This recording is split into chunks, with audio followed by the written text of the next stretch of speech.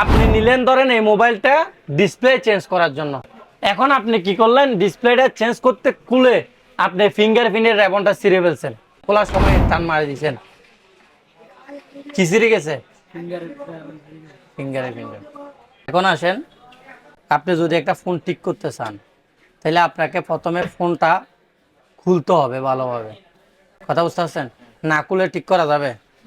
না খুলে ঠিক করা যায় যে সফটওয়্যারের বিষয়গুলো। সফটওয়্যার দিতে হলে ফোন খুলতে হয় না।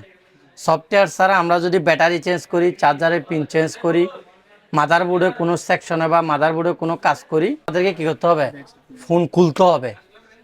আগে আমাদেরকে শিখতে হবে কি তাইলে ফোন খোলাটা। কেমন? এখানে লেখছে Xiaomi Redmi Note 8 লেখছে না?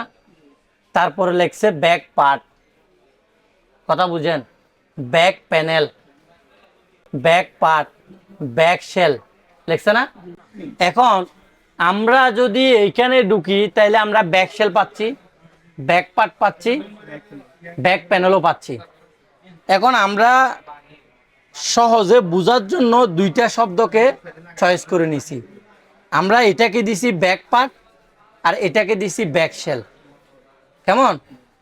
এখন ব্যাক পার্টটা আমরা কোনো হিট না দিয়েই খুলতে পারবো। কথা বুঝতে পারছেন? এই যে খুলতেছি। এখন আমি এটা যদি খুলতে যাই, এটা আমি খুলতে পারবো না। তাহলে যেটা খুলতে পারবো না হিটিং ছাড়া, টাচ সেপারেটরে দিব হিট দিতে বা হট গানের সাহায্যে হিট দিব, এইটা কোনটা খুলতে পারবো না? ব্যাক শেলটা খুলতে পারবো না। ব্যাক পার্টটা হলে আমরা খুলতে পারবো হিটিং ছাড়া। কেমন? এখন ধরেন আমরা এটা ব্যাক পার্ট হিসাবে নির্ণয় করতে পারলাম। স্যামসাং এর কিছু ফোন থাকে ডিসপ্লে দিয়ে খুলতে হয়।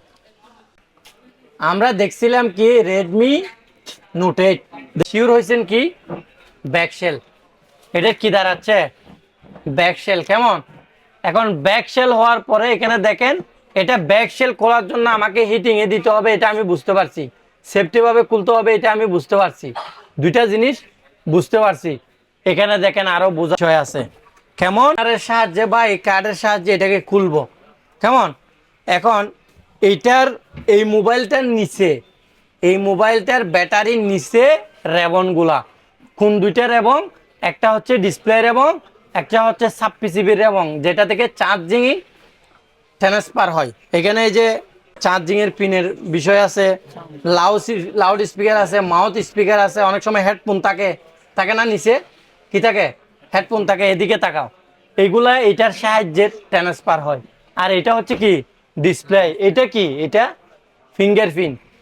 কি? ফিঙ্গারপ্রিন্টের রেবন। কেমন? এখন আপনি যেটার নিচে এই দুইটা রেবন যাবে ব্যাটারির নিচে, নিচ দিয়ে, এইটা আপনি এখানে একটু বেশি দেওয়া যাবে ভিতরে, কাট হোক বা ওপেনার হোক। যদি রেবনগুলা ব্যাটারির নিচে থাকে, কি বললাম? নিচে থাকে।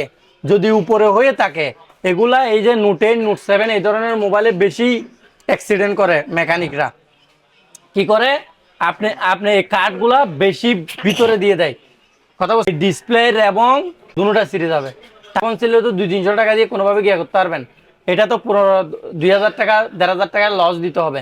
তার চেয়ে বড় কথা হচ্ছে কাস্টমার যদি বলে যে ভাই আমার অরিজিনাল ডিসপ্লে অরিজিনাল দিতে হবে, তাহলে তো খাইছে, নাহলে পুরো মোবাইল ড্যামেজ দিতে হবে। কেমন? আপনি নিলেন ধরেন এই মোবাইলটা ডিসপ্লে চেঞ্জ করার জন্য।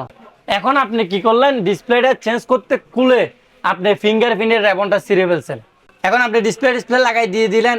দিয়ে দেওয়ার পরে কাস্টমার বলতেছে ভাই আমার ফিঙ্গার ধরে না কেন, আমার ফিঙ্গার তো ভালো হয়েছিল। দেখেন এবার এটা দেখেন, এটা কিন্তু এই মোবাইলটা কেমন 90, এই যে রেবনটা নড়তেছে, দেখছেন? এই যে রেবনটা, সে রেবন ফিঙ্গারপ্রিন্টের রেবন। এখন আপনাকে ব্যাক পার্ট খোলার সময় বলা হয়েছে যে এটা হিট দিতে হবে না, খোলার সময় টান মারা দিয়েছেন, কি ছিঁড়ে গেছে? ফিঙ্গার। আপনি নিছিলেন চার্জিং পিন চেঞ্জ করতে, নাহলে মাউথ স্পিকার চেঞ্জ করতে।